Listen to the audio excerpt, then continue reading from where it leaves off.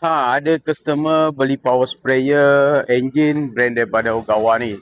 Tapi dia tak tahu lagi macam mana nak cara hidupkan. Okey, jom saya ajar. Macam ni dia masih baru lagi kan. Minyak pun tak ada. Mula-mula kita isi minyak dulu.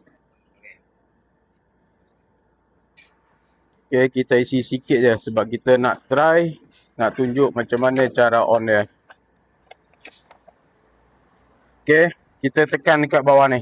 Bawah ni kita tengok minyak ada jalan tak. Okey, minyak ada jalan. Cok naik atas, kita start dia. Okey, lepas tu kita turun dia.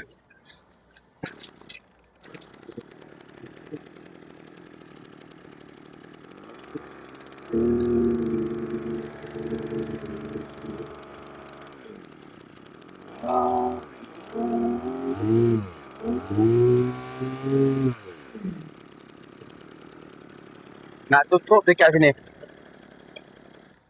Macam tu saja nak hidupkan power sprayer. Okey, kalau korang nak mencari power sprayer, korang boleh terus walk in dekat HQ One S Machinery Seri Petaling. Nak tanya apa, korang komen. Assalamualaikum.